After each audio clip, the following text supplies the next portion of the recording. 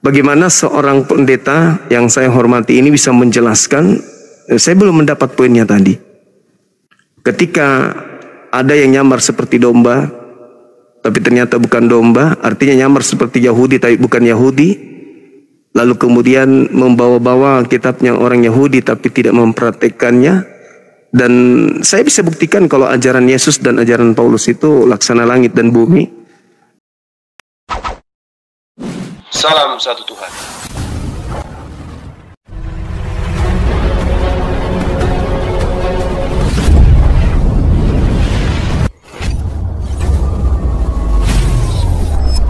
Ya, pengantar ini singkat para sahabat. Dukung semua ya sahabat-sahabat kita channel Bensa News Muslim. Di like, di subscribe, di share sebanyak mungkin untuk supaya mencegah sahabat-sahabat kita di luar sana Tidak terpengaruh terhadap pemurtadan. Semoga Allah memberikan selalu sikap istiqamah. Salam satu Tuhan, Allahu Akbar. Dusta bukan anak manusia sehingga aku menyesal dan sebagainya, itu tidak merujuk, tidak menentang kedatangan Yesus sebagai anak manusia. Itu tidak bertabrakan di sana karena pengertiannya itu berbeda, konteksnya berbeda gitu. Ketika Bileam disewa oleh Balak untuk mengutuk Israel, maka Bileam berkata, aku tidak dapat berkata dari diriku sendiri. Kemudian Tuhan berpesan kepada Bileam untuk menyampaikan itu. Tuhan itu bukan manusia, sehingga ia berdosa, bukan anak manusia, sehingga ia menyesal. Bileam menjelaskan kepada Balak bahwa Tuhan itu nggak sama dengan manusia. Manusia kan suka bohong, suka ingkar, tapi Tuhan tidak demikian. Jadi tidak ada hubungannya dengan Yesus sebagai anak manusia. Itu yang pertama. Jadi konteks-konteks perjanjian lama yang dikutip oleh Abang tadi tidak bertabrakan dengan, ada yang tidak bertabrakan dan tidak ada hubungannya ya, karena konteksnya berbeda. Kemudian yang kedua seperti Paulus ya. Yesus berkata tidak ada selama langit dan bumi masih ada, tak ada satupun ya, saya baca ya. Matius 5:17, janganlah kamu menyangka bahwa aku datang untuk meniadakan hukum Taurat atau kitab para nabi. Aku datang untuk bukan untuk meniadakannya, melainkan menggenapinya. Jadi Yesus tidak membatalkan hukum Taurat tetapi menggenapi. Itu kata menggenapi yang diterjemahkan dari kata plero dalam bahasa Yunani, memenuhi atau melengkapi atau membawa kepada tujuan akhir gitu ya. Jadi Yesus tidak berbicara tentang hukum-hukum Taurat yang kemudian sebagai hukum yang baku dan kaku itu untuk terus dilakukan oleh manusia. Karena kalau Yesus itu, makanya Paulus bilang kalau hukum Taurat masih berlaku, maka kematian Yesus tidak berlaku, tidak ada gunanya. Kenapa? Karena Yesus itu datang memberikan kemudahan-kemudahan kepada manusia. Kalau kita ketelusuri dalam perjanjian lama, bangsa Israel tidak ada satupun yang mampu kecuali Musa, Yosua, dan Kaleb ya. Selain daripada itu mereka selalu berontak pada Tuhan. Musa pun sampai dimurka Tuhan karena dia begitu marah kepada bangsa Israel karena kelakuan mereka. Jadi kalau hukum Taurat itu diterapkan secara utuh, maka tidak ada manusia yang bisa sanggup melaksanakannya. Karena hukum Taurat itu mata ganti mata, gigi ganti gigi, luka ganti luka. Dan itu ada di Quran. Kemarin ada teman naik baru kasih tahu, saya baru tahu bahwa itu ada di Quran ya, Bang Cuma ya. Mata ganti mata, gigi ganti gigi, gitu. Nah, jadi untuk itulah makanya mesti ada pengantara, yaitu Yesus. Datang firman yang menjadi manusia untuk menjelaskan kepada manusia tentang Bapa di surga, tentang Yahweh, bukan tentang Allah SWT, Bang. Enggak, bukan. Karena dalam Alkitab kita tidak mengenal Allah SWT. Yang ada Allah itu terjemahan dari Elohim dan Theos tadi, gitu. Jadi kalau Abang bilang bahwa Tuhan mengajarkan supaya menyembah Allah Subhanahu wa Ta'ala, itu keliru sekali, Bang. Tidak ada rujukan dalam ayat. Itu hanya perspektif saja. Jadi karena itu perspektif, maka kita tidak membantah ya, kita hanya meluruskan saja apa yang dikatakan oleh Abang tentang Allah SWT dan tentang Tuhan sesembahan orang Yahudi. Itu Yesus dalam bahasa Ibrani Yesua. Yesua itu nama Yahweh sang penyelamat. Jadi Ye itu Yehua atau Yahweh, Sua itu penyelamat. Jadi Yesus datang dengan misi baru dan nama baru, Itu sebabnya dalam perjanjian baru tidak menggunakan kata Yahweh, karena dia sudah datang dengan nama baru, yaitu Yesua, Mesia, atau Yesus Kristus, Sang Juru Selamat manusia. Jadi Yahweh itu dengan Allah itu tidak sama, berbeda. Makanya saya selalu bilang sama teman-teman di TikTok bahwa saya menghormati teman-teman Muslim. Kitab sucinya Quran memiliki ubah ilahi, otoritas dan ubah ilahi sesuai dengan penganutnya. Saya juga menghormati Allah Subhanahu wa Ta'ala sebagai Tuhan sesembahan orang Muslim. Begitu. Tetapi itu berbeda dengan sesembahan kami. Ada juga yang bertanya begini, Pak Pendeta, bagaimana menurut Pak Pendeta? Apakah menurut Pak Pendeta tentang Nabi kami, baginda Rasulullah? Saya berkata, sebagai seorang pribadi, saya menghormati beliau. Dia adalah orang hebat, Nabi yang hebat, sehingga melalui beliau Islam menjadi agama besar kedua di dunia. Tetapi sebagai seorang pendeta, kita tidak bisa menerima kenabian, karena dalam Alkitab, nabi-nabi itu adalah keturunan dari Ishak. Tetapi sebagai seorang manusia, maka saya menghormati itu. Begitu. Makanya di tema-tema saya dalam live saya tentang kayak tadi Ismail versus Ismail, Abraham versus Ibrahim, Daud versus Daud, dan seterusnya. Dan kemudian kenapa saya mengatakan beda? Karena data di Quran dengan data di Alkitab itu berbeda. Sehingga diskusi ini hanya tujuannya adalah memperkenalkan konsep keselamatan Kristen dan konsep keselamatan Islam. Begitu. Dan kita tidak menyerang atau mencari siapa yang paling benar, karena ini diskusi. Gitu kira-kira, Pak. Oke, baik. Jadi Kristen dimenangkan di sini. Kenapa teman-teman di Kristen dimenangkan? Karena Kristen memakai kitabnya orang Yahudi, meskipun sebenarnya tidak ada legalitas, tidak ada validasi. Jadi ketika orang Kristen ya leluasa menggunakan kitabnya Yahudi, mengatakan Tuhannya Yahudi adalah Tuhannya, ya itu dimenangkan di situ. Padahal sebenarnya nggak ada hubungannya antara Kristen dan kitabnya Yahudi tersebut. Nah, kita kembali kepada apa yang dikatakan oleh Pak Pendeta sebelum masuk ke tema. Di dalam kitab Yesaya 5 nomor 16, ternyata Tuhannya Yahudi itu disebut sebagai Maha Suci lagi Maha Tinggi.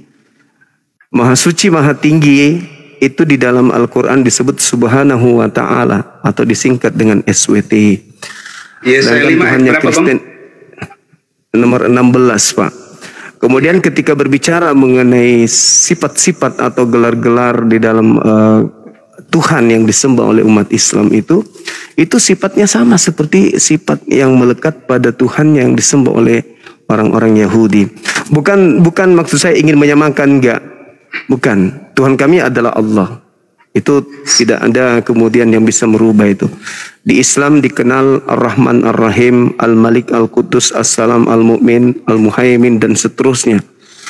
Itu sifat-sifat Allah yang kemudian melekat juga pada sifat-sifat Tuhan yang ada pada orang-orang Yahudi. El-Gibor, El-Olam, El-Roy, El-Lion, dan seterusnya. Sar-Salim, dan seterusnya. Nah, yang jadi masalah ini Theos. Theos yang disembah oleh orang Kristen ini, kalau kita masukkan ke dalam sifat Tuhannya orang Yahudi, itu jatuhnya kemana dia? Ini yang sudah lama saya penasaran. Apakah dia jatuhnya di El-Elyon, Sabaoth, El-Gibor, El-Olam, atau Erohi, atau Shalom, atau El-Kades, atau jatuhnya kemana Theos ini? Karena Theos ini artinya dewa. Kalau berbicara mengenai dewa, di pemahaman orang-orang Yahudi, ya itu sangat jauh dengan Tuhannya orang Yahudi itu, karena nggak ada konsep itu. Justru yang ada dalam Islam itu berkesesuaian dengan apa yang muncul di sana. Al-Khaliq, Al-Mutakabbir, Al-Jabbaru, Al-Aziz, Al-Muhaimin, Al-Mu'min, As-Salam. Kok justru mirip gitu loh. Lagian kalau kita melihat di dalam Al-Quranul Karim, seperti dalam surah Al-Baqarah ayat 130 dan seterusnya, Nabi Abraham itu menyembah kepada Ilahu Wahid, Tuhan yang satu, yang yaitu Allah. Tapi lagi-lagi Al-Quran, kami tidak sedang mengklaim, cuman kami temukan itu adanya narasi itu muncul di dalam kitabnya orang Yahudi.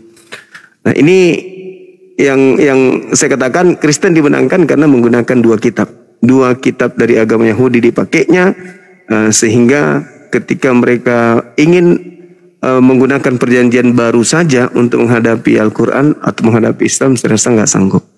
Karena Bible perjanjian barunya Kristen tanpa perjanjian lama seibarat kendaraan yang tak ada rodanya, setirnya pun tak ada, ya cuman ada boxnya saja, tapi tidak ada roda empat-empatnya. Nah, jadi sekali lagi yang saya pertanyakan tadi, bagaimana pandangan seorang pendeta menjelaskan Matius 7, karena ini berbicara mengenai konsep keselamatan terkait dengan serigala yang nyamar domba tadi, kehendak Bapa tadi, lalu kemudian yang memanggil Yesus Tuhan, bernubuat mengusir setan tadi, itu anak Kristen. Lalu ketika pendeta mengatakan memang ada pendeta tapi batangnya yang harus ditebang, sumber pengajarannya maksudnya, alias nabi. Nabi itu adalah pemimpi.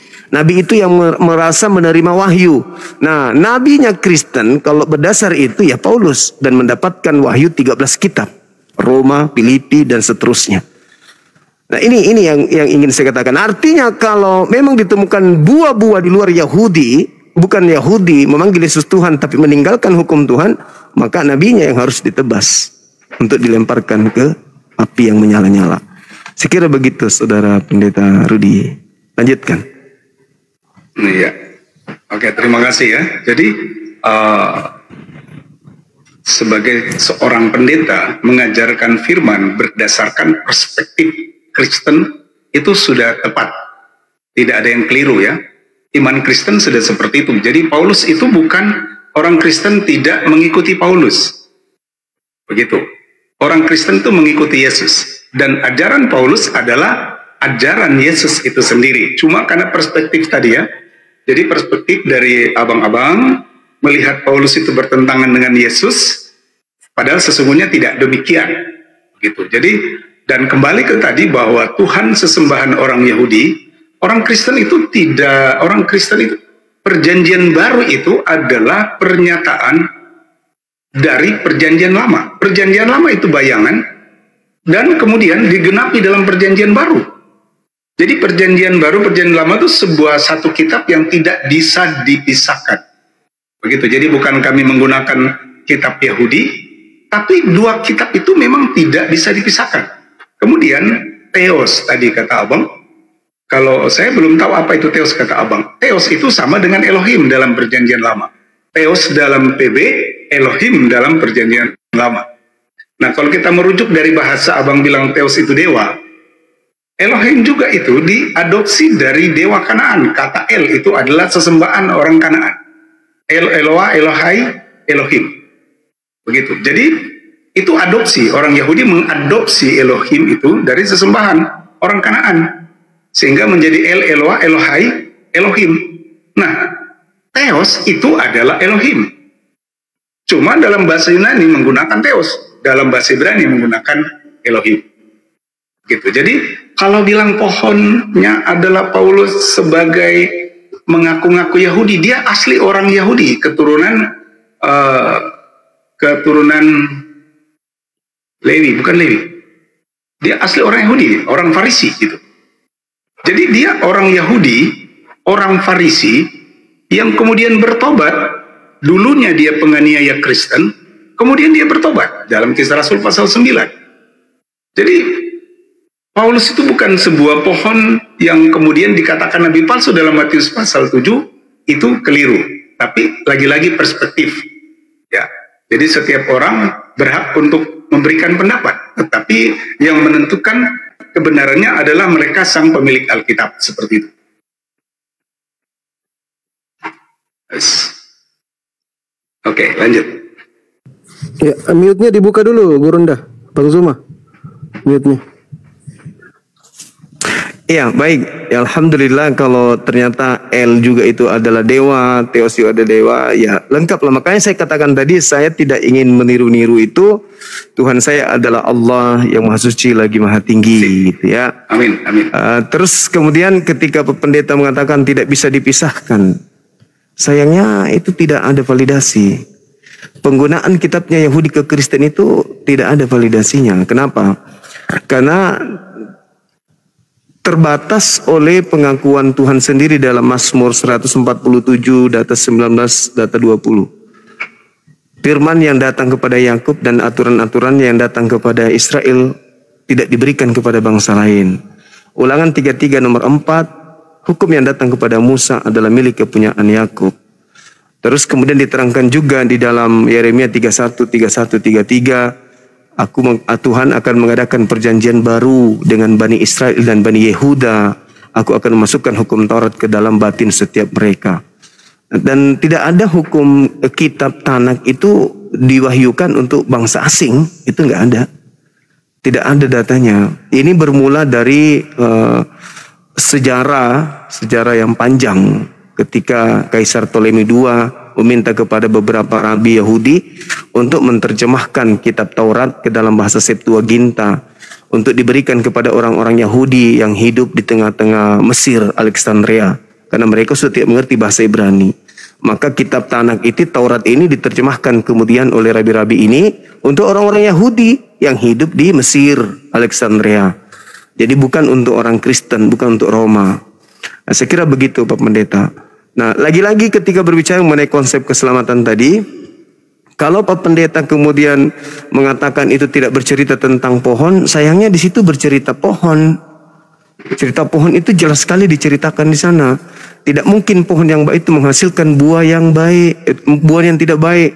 Begitu juga sebaliknya, ketika berbicara mengenai pohon yang baik, tidak mungkin membuahkan pohon yang tidak baik, buah yang tidak baik. Jadi di situ Yesus mensinkronkan pohon baik hasilnya baik.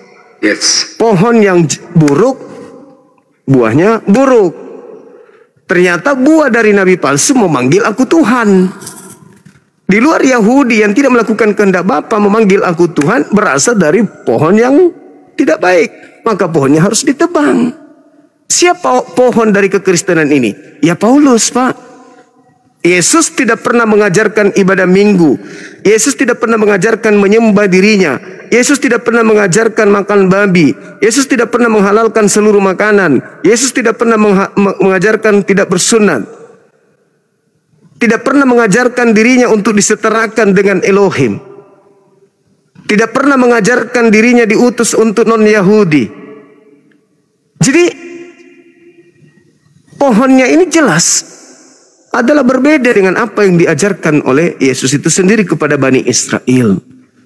Jadi ya silakan aja kalau saudara saya ini mengatakan itu perspektif sebagai seorang Muslim, saya katakan ya itu juga adalah perspektif seorang Kristen terhadap klaimnya kepada orang Yahudi yang bernama Yesus.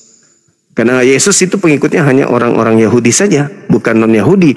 Ketika ada orang non-Yahudi datang kepada Yesus di Matius 15 itu justru dikatakan Yesus sebagai, mohon maaf, sebagai guguk. Padahal sudah bertemu langsung, beriman kepadanya, tapi tetap aja disebut guguk. Jadi kalau itu aja disebut guguk, bagaimana dengan orang Kristen yang hidup 2000 tahun setelahnya? Lalu kemudian kembali yang tadi, yang memanggil Yesus Tuhan itu di luar Yahudi, di Kristen tak ada yang lain. Tidak ada Islam tidak, Hindu tidak, Buddha tidak, ateis tidak. Komplotan Kristen inilah yang memanggil Yesus Tuhan, tapi tidak melakukan kehendak Bapa. Maka pohonnya yang harus ditebang. Karena yang mengajarkan Kristen Paulus, bukan Yesus. Kalau Kristen ini adalah pohonnya Yesus, maka sudah pasti orang Kristen tak ada. Yang ada hanya Yudaism. Seperti itu, Bang. Ya, lagi-lagi itu perspektif, Bang.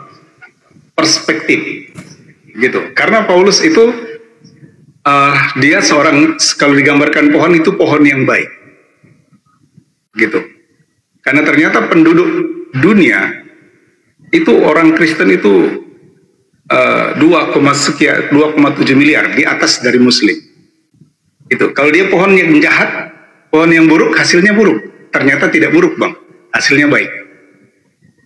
Ya. Jadi perspektif, nggak ada masalah, kita tidak persoalkan itu, karena itu perspektif. Oke. Jumlah banyak, ya kuantitas itu tidak mencerminkan baik, tapi yang mencerminkan baik itu ada kualitasnya.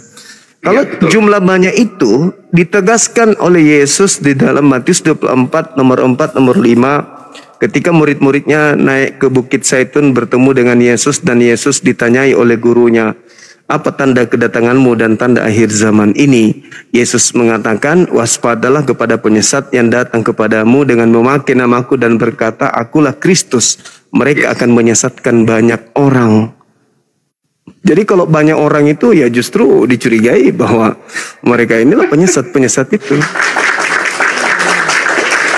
Ya, oke, itu perspektif Bang. Karena kalau kita menggali ini tentang nabi palsu, itu lain lagi perspektif Kristen Bang. Cuma saya tidak akan menyebut dan saya tidak akan mengurus soal itu. Yang pasti itu perspektif yang Abang katakan perspektif. Karena Paulus itu sukses dia memberitakan Injil. Kemudian banyak orang bertobat percaya pada Yesus sebagai Tuhan dan Juru Selamat. Paulus memberitakan Yesus sebagai Tuhan dan Juru Selamat dan orang-orang percaya kepadanya. Bukan, sekali lagi Kristen bukan pengikut Paulus dan Paulus tidak pernah mendirikan Kristen. Begitu. Tapi Kristen adalah pengikut Kristus. Gitu. Oke, baik. Kalau berbicara mengenai Kristen pengikut Kristus, saya mengiyakan. Betul. Kristen ini memang pengikut Kristus. Tapi Kristus yang mana? Karena menurut Paulus ada Kristus lain. Di dalam 2 Korintus 11 nomor 4 Paulus sendiri mengatakan ada Yesus lain. Yesus juga mengatakan ada Yesus lain. Di mana Yesus mengatakan ada Yesus lain? Yang tadi Matius 24 itu.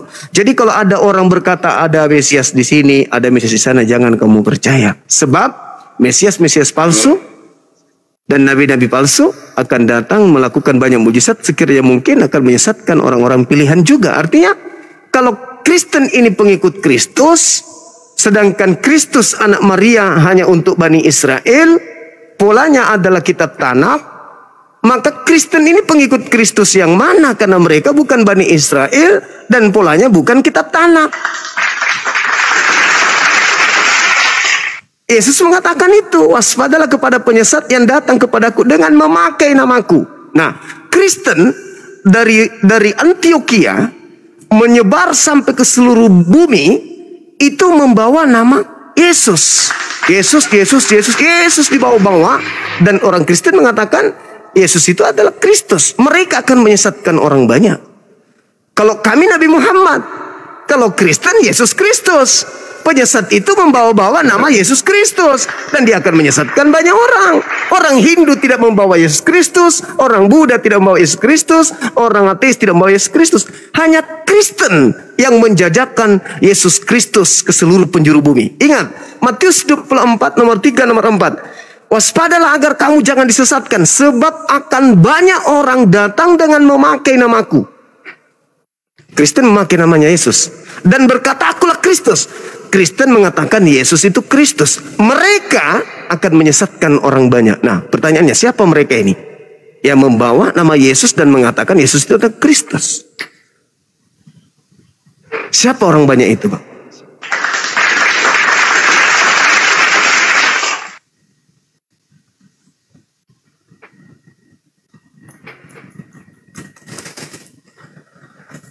Silakan.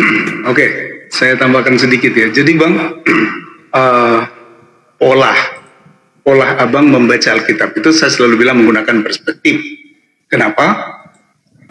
Karena Abang membenturkan antara Yesus dengan Paulus. Nah, kalau pengikut Kristus, Kristus cuma satu. Kalau ada dua, berarti yang satu palsu. Nah, Kristus yang dimaksud adalah Yesus yang diurapi. Kristus atau Mesias artinya Yesus yang diurapi. Begitu. Jadi Kristen pengikut Kristus ialah Yesus Kristus. Bukan Yesus orang Korea, bukan. Bukan Kristus palsu, bukan.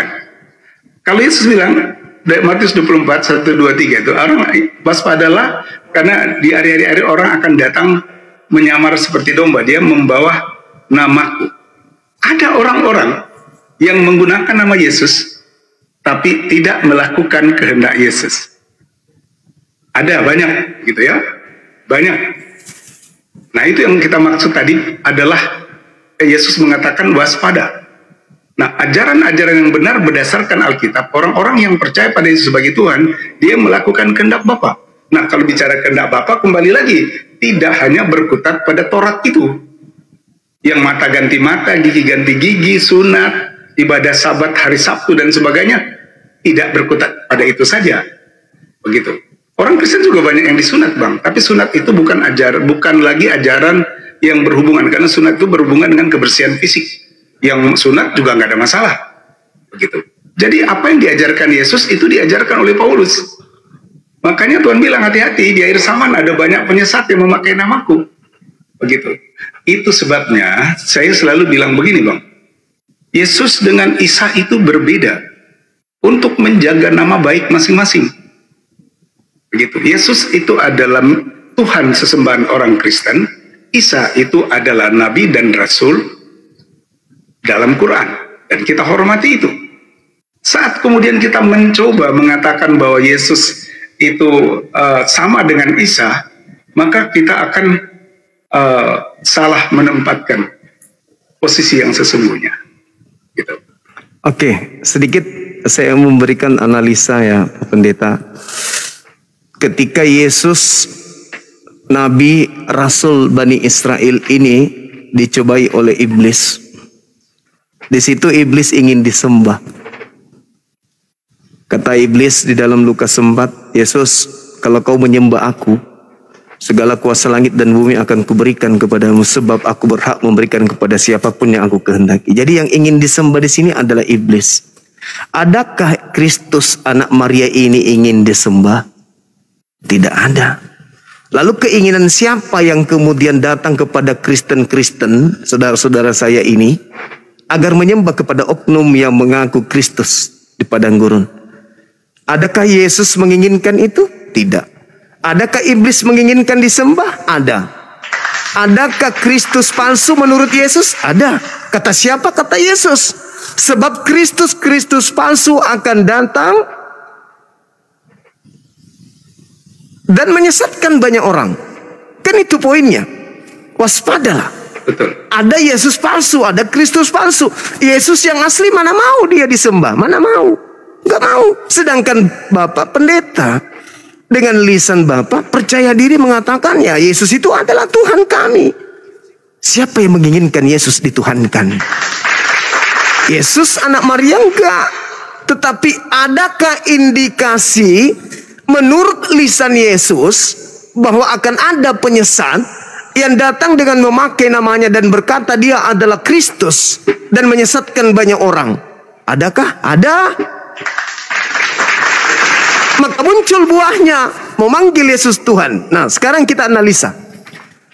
Saya seorang pendeta bermujizat misalnya, dalam nama Yesus, yang kupanggil adalah Yesus. Orang itu sembuh. Saya melakukan mujizat seperti pendeta Rusuli Lubis, Andi Simon, bermujizat pakai nama Yesus. Tapi kenapa kemudian Yesus mengatakan pada hari terakhir nanti banyak orang memanggil aku Tuhan, bermujizat, bernubuat, mengusir setan. Tapi aku mengatakan, enyahlah daripadaku, engkau semua pembuat kejahatan. Aku tidak mengenal. Berarti panggilan Yesus Kristus yang mereka lakukan itu siapa? Yesus yang mana? Kristus yang mana? Sebab Kristus mengatakan, aku tidak mengenal mereka. Enyahlah daripadaku, kalian semua adalah pembuat kejahatan.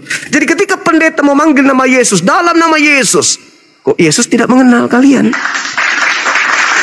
Berarti ada Yesus lain yang merasa dipanggil pada saat itu. Siapa dia? Itulah yang dimaksud oleh Yesus yang menyesatkan banyak orang. Makanya dalam Matius 24 nomor 24, Kristus palsu. Sebab Kristus palsu dan nabi-nabi palsu akan datang, banyak melakukan mujizat sekiranya mungkin menyesatkan murid-murid pilihan. Murid-murid pilihan siapa? Mereka yang datang di Bukit Zaitun. Berarti penyesat ini mengaku bertemu dengan Kristus, tapi yang ketemu itu bukan Kristus anak Maria, tapi Kristus lain. Seperti itu polanya. Tapi kalau Pak Pendeta ini mengatakan itu perspektif, oke, mungkin itu ada benarnya. Tapi izinkan saya ingin tahu siapa banyak orang yang disesatkan oleh Kristus ini. Kalau bukan Kristen yang memanggil Yesus Tuhan, bernubuat, mengusir setan, lalu siapa? Izinkan saya tahu, banyak orang yang memakai nama Kristus Kalau bukan Kristen, lalu mana orang banyak itu? Hindu tidak, Islam tidak, Buddha tidak, ateis tidak. Kandidat satu-satunya hanya Kristen. Kalau bukan Kristen, lalu mana? Kemana harus saya lihat? Gak ada. Kristen satu-satunya kandidat. Seperti itu. Silakan Pak Pendeta. Iya. Oke. Terima kasih. Ya gitu. Jadi seperti itu Bang Juma ya. Jadi Bang Juma membaca ayat-ayat menggunakan perspektif Abang, sehingga kemudian pengertiannya jauh dari isi kitab itu sesungguhnya. Sama sekali tidak nyambung ya. Jadi Matius pasal 7 itu yang dimaksud dengan nabi-nabi palsu itu, Mesias palsu itu bukan Paulus. Tidak. Bukan juga orang Kristen. Tidak juga. Jadi orang-orang yang memanggil Yesus yang tidak melakukan kehendak Bapa di surga. Nah, kehendak Bapa di surga, kawan-kawan menafsir hanya soal sunat lah, Allah Subhanahu wa Ta'ala dan sebagainya. Oh no ya, Bapa di surga itu Yahweh. Dan apa yang diajarkan oleh Paulus sama dengan diajarkan oleh Yesus. Selagi Yesus masih hidup menggunakan media manusia, dia tidak minta disembah. Bahkan makanya ketika dia dicobai di padang gurun, iblis bilang, kalau kamu sujud menyembah padaku, semua aku berikan padamu. Yesus dengan tegas bilang, hanyalah engkau, sebab hanya kepada Tuhan saja engkau harus menyembah. Jadi Yesus selagi dia masih menggunakan media, dia mengajarkan manusia agar menyembah Bapa di surga. Dia tidak bisa dia bilang menyembah dirinya sendiri, tidak. Kenapa? Karena dia masih hidup dalam daging. Jadi orang Kristen tidak pernah menuhankan Yesus nih keterangan ya. Jadi kalau ada orang bilang Kristen itu menuhankan Yesus, itu tidak benar. Kecuali menggunakan perspektif seperti itu gitu ya. Jadi orang Kristen tidak pernah menuhankan Yesus. Yesus memang Tuhan. Dia firman yang menjadi manusia. Setelah 33,5 tahun dia mati bangkit, kemudian naik ke surga. Dia tidak menggunakan tubuh manusia lagi. Dia Tuhan sejati, seperti itu. Jadi sesembahan kami adalah Yesus Kristus Sang Mesias yang adalah firman menjadi manusia. Selagi dia masih menggunakan tubuh, tidak ada yang menyembah dia. Begitu. Tapi kemudian setelah 33,5 tahun dia mati, dia adalah Tuhan sejati. Seperti itu Pak. Iya. Jadi teman-teman sekalian, dimanapun sahabat berada yang nyimak ini uraian-uraian Pak Pendeta dan uraian saya itulah cerminan siapa di antara dua agama ini akan selamat. Jadi silakan dinilai. Jadi gini, ungkapan terakhir ini penuh dengan dogma, bukan perspektif lagi tapi doktrin dan dogma. Ketika Yesus yang anak Maria setelah naik ke langit, bla bla bla bla bla, dia tidak memiliki daging lagi, padahal Yesus sendiri mengatakan ketika ia datang kedua kalinya nanti dia datang sebagai anak manusia. Matius 24 yang tadi. Nah, ada satu pelajaran yang sangat berharga, mumpung di sini ada pendeta. Ketika Yesus ditanya oleh muridnya, "Guru, apa tanda kedatanganmu?" Ini sudah pasti Paulus belum masuk kelas. Paulus belum membentuk universitasnya. Nanti di Antioquia baru Paulus membuat universitas atau pengikut-pengikut. Nah, pada saat Yesus dengan muridnya ditanya nih, "Guru, apa tanda kedatanganmu?" Tanda kedatanganku adalah di dalam Matius 24 itu dijelaskan.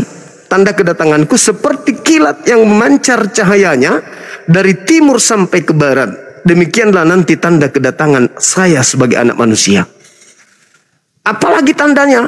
Yesus menerangkan, matahari menjadi gelap, bulan tak bercahaya, bintang-bintang kemudian berjatuhan, kuasa langit berguncang, akan nampak di atas, akan nampak tanda anak manusia nampak di langit. Manusia semua akan meratap dan semua manusia akan melihatnya. Itu tanda kedatangan Yesus. Kalau yang asli, sayangnya yang datang kepada Paulus itu tidak diikuti oleh tanda-tanda tersebut. Berarti yang datang itu yang tidak memiliki tanda tersebut, kata Yesus, jangan kau percaya. Jadi apabila ada orang berkata ada Mesias di sini, ada Mesias di sana, jangan kau percaya. Sebab Kristus palsu, nabi-nabi palsu akan datang melakukan banyak mujizat sekiranya mungkin menyesatkan banyak orang. Camkanlah, aku telah mengatakannya terlebih dahulu kepadamu. Jadi apabila ada orang yang berkata ada Mesias di padang gurun, ada Mesias dalam bilik, jangan kau percaya. Itu kata Yesus, jangan kau percaya. Sebab sama seperti kilat, menyambar dari timur sampai ke barat cahayanya, demikianlah kelak nanti tanda kedatanganku sebagai anak manusia. Tuh. Berarti ketika murid-murid mendapatkan pengajaran dari Yesus di Bukit Zaitun, lalu tiba-tiba Yesus datang kepada mereka. Hei murid-murid Yesus, ya paman, kami bertemu dengan guru kalian di Damsik loh, di padang gurun menuju Damsik loh. Nasihat Yesusnya kepada muridnya, percaya atau jangan percaya. Ternyata yang percaya menjadi Kristen, yang tidak percaya tetap menjadi Yudaism.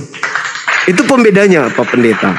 Nah, Paulus mengaku bertemu yang percaya, makanya Paulus mengatakan dalam Galatia 1 nomor 15, aku diutus kepada non-Yahudi. Celakanya itu di situ.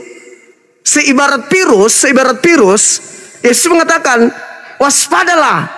Ketika ada yang mengaku bertemu dengan aku di padang gurun, mengaku bertemu aku dalam bilik, jangan percaya, dia membawa virus. Jangan percaya, dia membawa virus, dia akan menyesatkan banyak orang. Nah, Paulus membawa virusnya keluar dari Yahudi. Aku diutus kepada non-Yahudi, maka virusnya merebak sampai ke meja Kristen. Itulah yang terjadi. Tetapi Paulus tidak masuk ke orang-orang Yahudi. Aku diutus kepada non-Yahudi. Maka ketika dia bertemu dengan Kristus, murid-murid mengatakan, apa tanda kedatanganmu? Ya seperti tadi, aku datang, matahari bla bla bla, bintang bla bla bla, dan seterusnya. Apabila ada yang mengaku bertemu dengan Kristus, jangan kau percaya, itu bukan aku. Yang percaya non-Yahudi, Yahudi tidak percaya. Begitu Pak Pendeta. Silakan. Oke, jadi lagi-lagi saya selalu mengatakan perspektif ya. Karena abang membaca Alkitab berdasarkan perspektif. Begitu. Sehingga pengertian yang abang jelas itu keluar dari isi kitab itu sesungguhnya. Nah, Yesus berkata kedatangan dia seperti kilat. Itu pada hari kiamat, Bang.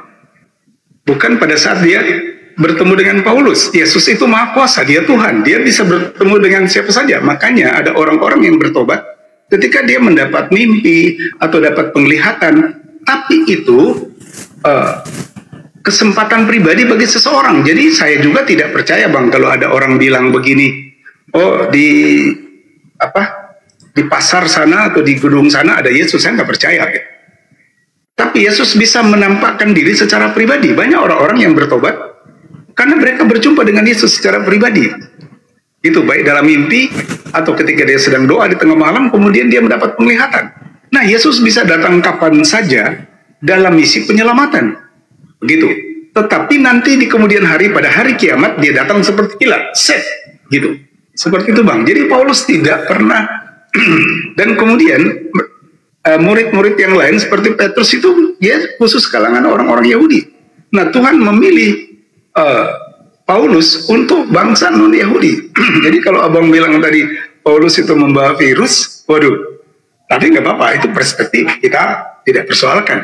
Karena selalu saat orang membaca Alkitab menggunakan perspektif yang lain, tidak menggunakan perspektif Kristen, maka dia akan mendapatkan pengertian yang bertolak belakang dari pengertian kitab itu sesungguhnya, Bang.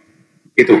Tapi tidak ada masalah bagi saya, setiap orang bisa menyampaikan, kecuali ya kalau saya tidak berani gitu, tidak berani membaca Al-Quran dan kemudian menggunakan perspektif saya, lalu saya ngomong sana sini tentang ayat ini begini, ayat ini begini. Lihat tadi, saya hanya tanya tentang kata Nabi, aku pun tidak tahu. Waktu abang jelaskan, kan saya tidak bantah. Kemudian tentang orang Kristen sama orang Yahudi menjadi tebusan untuk orang Islam, saya juga tidak bantah. Karena sepintar-pintarnya saya tentang Quran, abang pasti lebih pintar karena abang pemilik Quran. Itu sebabnya diskusinya seperti ini. Saya bertanya tentang keselamatan dan abang menjawabnya. Abang bertanya dan saya menjawabnya tanpa membuat sebuah tuduhan atau semacam apa gitu. Tapi lagi-lagi saya katakan gak ada masalah. Bagi saya bahwa orang-orang yang membaca Alkitab yang benar-benar mendapatkan pemahaman hanya ketika dia memiliki Roh Kudus. Roh Kudus memimpin, kemudian dia memahami secara benar. Tetapi memang kitab suci itu kan unik sekali, Bang. Kitab suci itu tidak semuanya bisa dimahami dengan akal. Gitu. Jadi kitab suci itu unik sekali. Ada kalimat ayat-ayat yang memang sulit untuk kita pahami dengan akal. Kitanya, kalau bagi kita orang Kristen membaca Alkitab, berdoa minta hikmat dari Roh Kudus, sehingga saat kami membacanya kami dapat mengerti sesuai dengan isi makna daripada ayat itu sendiri. Kira-kira begitu. Oke, baik, saudara saya Banyak yang apa sih saya Bang? Ada hormati. 12K ini Bang. Iya. Jadi ketika saudara saya, Jam pendeta saya 11 Bang ini, sekarang. oke, mungkin Pak Pendeta mau rehat, boleh kalau mau istirahat? Ya nggak apa-apa Pak Pendeta kalau mau istirahat, karena tadi saya lihat ini Iya, mungkin narasi terakhir lain soalnya kali sudah- lagi boleh. Iya betul, narasi Oke, terakhir jadi sudah begini kita, masuk ranah iman tadi. closing statement ya. Iya, Silakan, silakan, Pendeta. silakan. Oke, jadi mungkin kalau Mungkin saya ada dulu. closing statement ya. Biar adil. Eh, Oh iya, silakan. boleh, silakan. Karena saya yang mulai tadi. Oke, baik. Baik. Iya.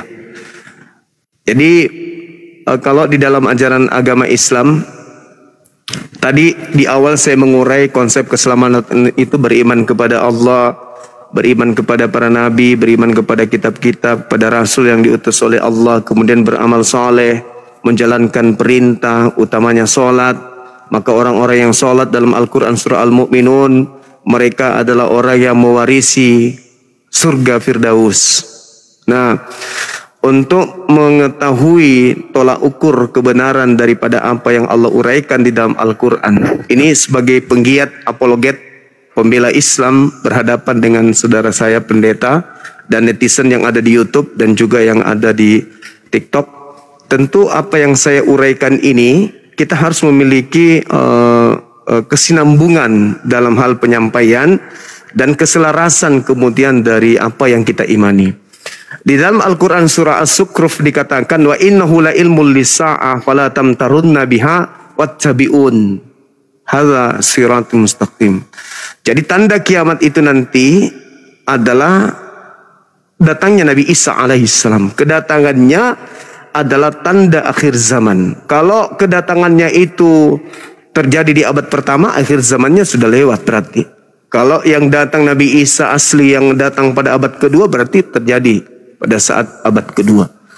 Tapi kalau bukan Nabi Isa yang datang, maka tidak akan terjadi kiamat. Meskipun ada berjuta orang mengaku bertemu Nabi Isa, tapi ternyata tidak ada tanda kiamat di bawahnya, maka bukan Nabi Isa. Nah, ini diuraikan lagi di dalam kitabnya saudara kita Kristen, di dalam Matius 24 yang saya bacakan tadi. Ternyata tanda kiamat itu kedatangan sosok yang tadinya mau disalibkan ini menurut Al-Quran, ketika dia datang kedua kalinya itu membawa tanda hari kiamat.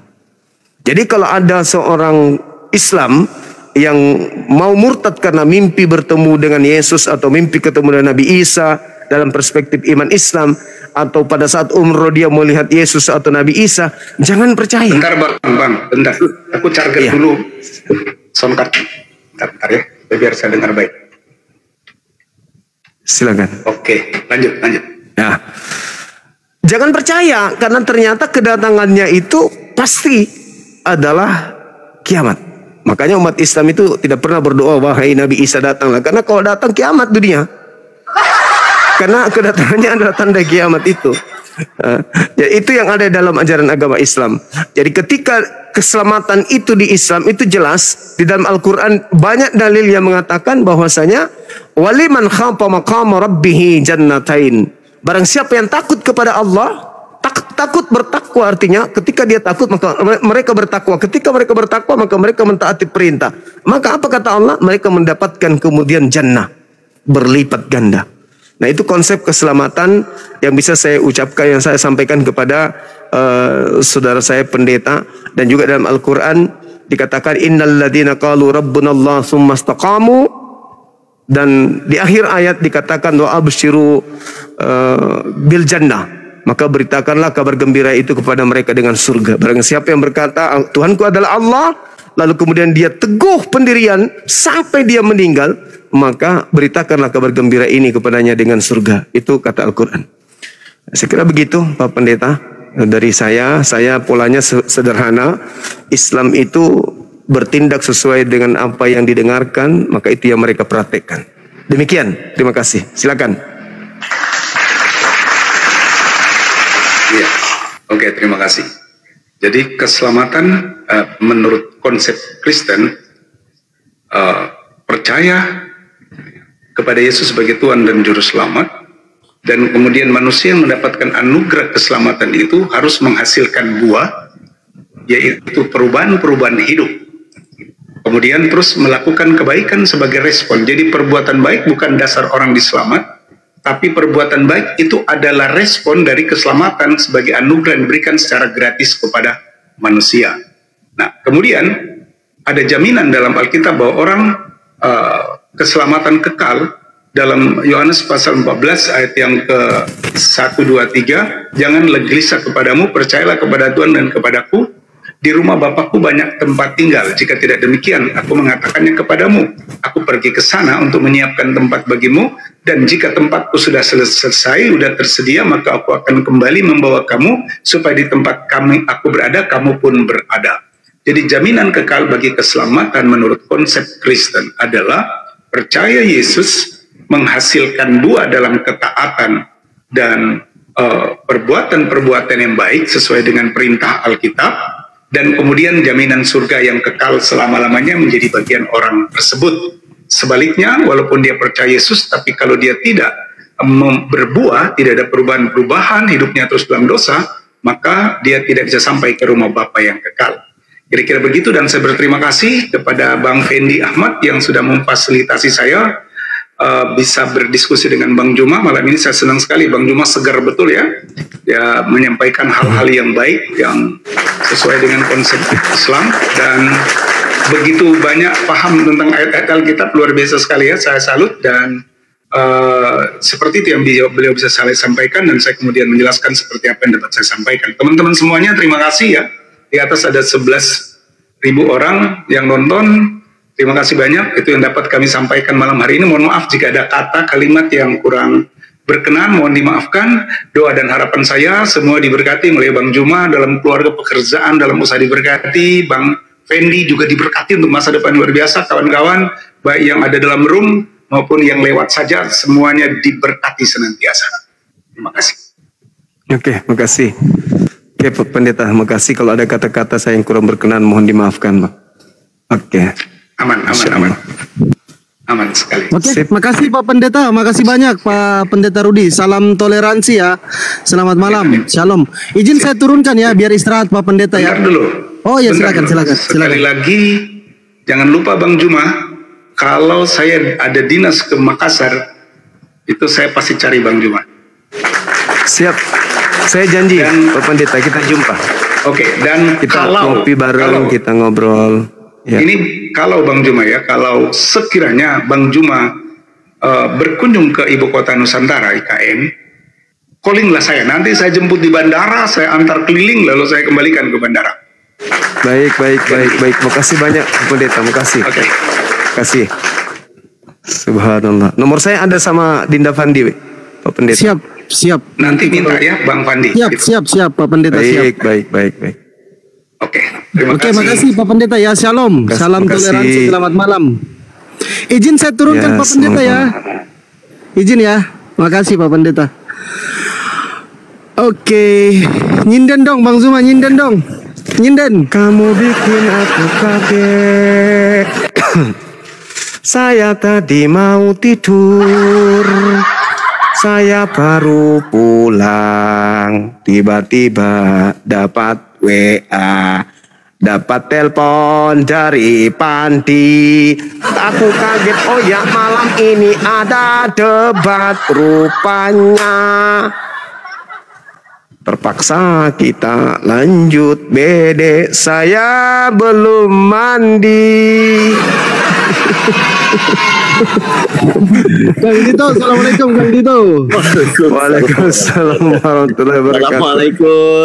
Waalaikumsalam warahmatullahi wabarakatuh. Waalaikumsalam warahmatullahi wabarakatuh. Jadi Mbak Gurunda Zuma, Bang Zuma, guru besar kita Dr. Zakir Naik itu di India itu hampir disembah gara-gara kayak gini, Bang Zuma. Makanya tadi saya larang Bang Zuma jangan ke India. Takutnya disembah Bang Zuma, disembah di sana. Allahu Akbar, Masya Allah, Subhanallah. Ya inilah teman-teman ya, Tadi yang Dinda Dio, Assalamualaikum warahmatullahi wabarakatuh. Tadi yang disampaikan oleh saudara kita ya, Pak Pendeta yang baik ini terkait dengan Yohanes yang dikatakan bahwasanya banyak tempat di rumah Bapakku, aku akan pergi dan akan membawamu ke sana. Itu janji Yesus kepada Bani Israel, bukan kepada saudara-saudara kita Kristen. Inilah celakanya kalau orang lagi ngajar di kelas, ya kan? Orang lagi ngajar di kelas, tiba-tiba ada orang jualan ikan lewat. Cakalamai tembang. Jadi sang guru lagi mengajarkan, anak-anakku sekalian, besok kita akan ke Jakarta. Siapkan pakaian kalian. Didengar sama penjual ikan tadi. Tiba-tiba dia pulang bergegas, ambil tasnya, disimpannya pakaiannya, ikut ke bandara. Karena membaca dan mendengarkan ucapan Pak Guru tadi itu. Padahal itu ucapan Pak Guru untuk mahasiswa, untuk siswa-siswa. Sibuk sendiri, repot sendiri tadi Bapak ini. Karena ucapan-ucapan Yesus kepada murid Yesus dianggapnya itu ucapan untuk mereka. Tapi nggak apa-apa, itulah iman ya. Makanya hati-hati, kata Yesus, waspada kepada penyesat. Nah, kita juga umat Islam harus waspada kepada ajaran yang datang dari luar yang kita tidak kenal.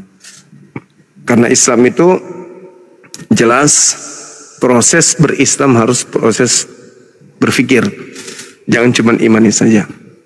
Saya kira begitu. Mungkin ada yang ingin disampaikan oleh adik-adik kita ini. Silakan, waktu dan tempat. Mari kita tidur. Cekaruk di Indonesia. Silakan Kang Dito, Bang Dio, silakan. Iya, tadi banyak hal nih teman-teman. Teman-teman mungkin sepakat ya. Ini miku mati. Tapi bisa ngomong gak sih?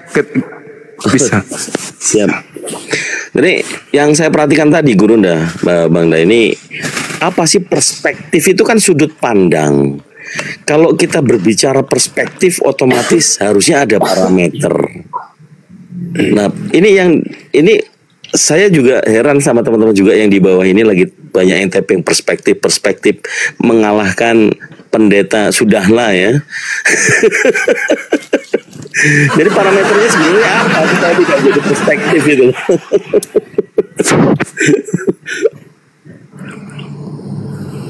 Kalau menurut saya sih itu ngelesan halus itu. Jadi bilangnya perspektif karena hal yang tertulis harusnya kalau memang ada perspektif itu dibuatkan suatu parameter begitu.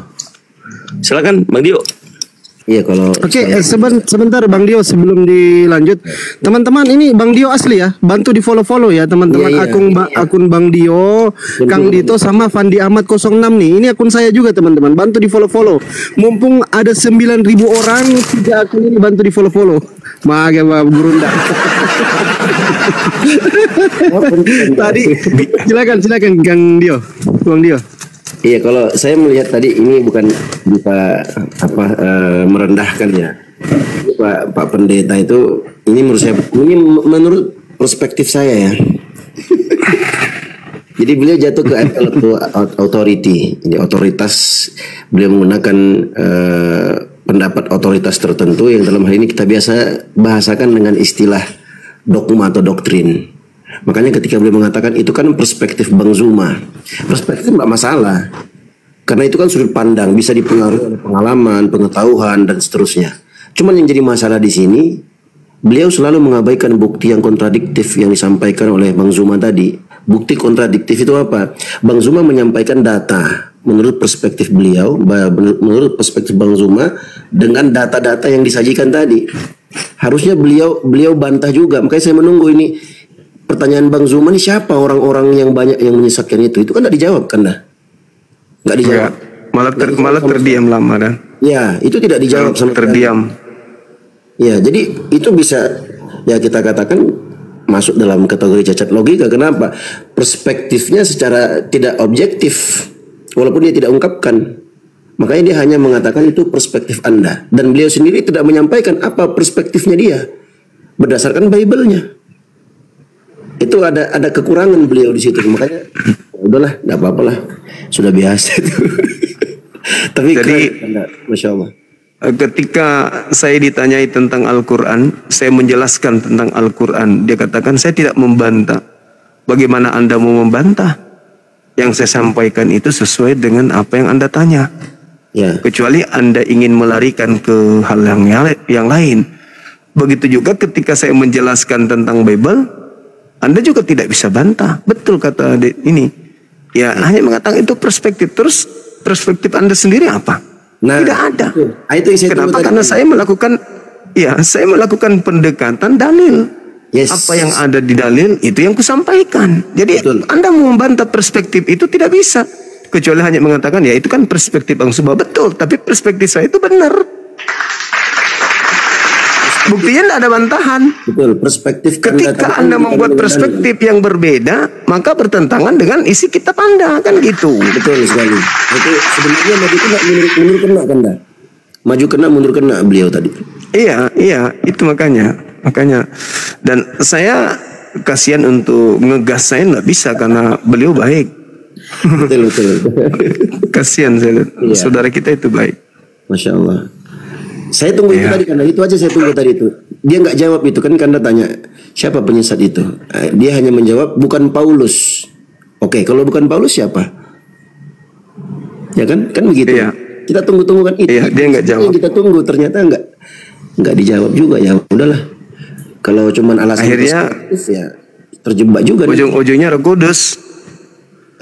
Ujung-ujungnya Roh Kudus. Ya, itulah yang saya bilang tadi kan, kalau dalam istilah logical fallacy itu appeal to authority. Itu menggunakan otoritas tertentu. Ya, otoritasnya ya betul. Itu jatuh di situ dia, makanya aduh. Tapi enggak apa-apalah. Iya. Kita doakan dulu dapat hidayah. Yang typing pendeta perspektif. Kalau sama Kodon ini kan pendeta sudahlah. Nah, kalau ini pendeta perspektif. Masya Allah. Allahu Akbar. Masya Allah. Masya Allah. Kasih Bang Pi. Barakallah. Berkah selalu Bang. Subhanallah. Masya Allah. Perspektif terus. Kang Dito monitor, Kang Dito moderator. Teman-teman bantu follow Akun Fandi Ahmad yang ini ya, dosen Oten ya. Mohon bantu di follow juga yang sampingnya Kang Dio ini. Bantu di cancel juga moderator, tolong itu yang minta permintaan ada 100 orang woi. Bantu woi. Iya tahu. Sabar Cik. Sabar kita tahu. Sampai tugas kita di kanda mobil kah. Buru-buru gak juga buka laptop langsung kan. Baru baca grup itu ada Bang Zuma katanya lagi debat sama pendeta. Kugas mi. Ternyata. Masya Allah. Orang itu kah? Orang Manado kah itu? Kena? Bukan, dia di Kalimantan. Oh Kalimantan. IKN nih dia bilang tadi. IKN, iya. Iya, Masya Allah. Allahumma barik. Barakallah fi ilmik ya. Makasih Dinda. Jazakumullah khairan. Bermanfaat insyaallah ilmunya. Amin. Oke, mungkin ada yang mau dilanjutkan. Dinda, lanjutkan dengan teman-teman fakten yang lain, silakan. Siap Kanda, siap. Saya minum dulu ya. Oke, siap 2 Kanda, jam siap. lebih. Kopi campur Sampai 3 masako jam. kan, bukan? Bang Andi udah jam, Mbak. Kopi campur masako. Silakan. Kalau ada yang keras-keras saya buka mic lagi. Ya resikonya ada 2 Mbak. Nanti Mbak semakin dijauhi atau semakin dekat. Jadi perhitungan.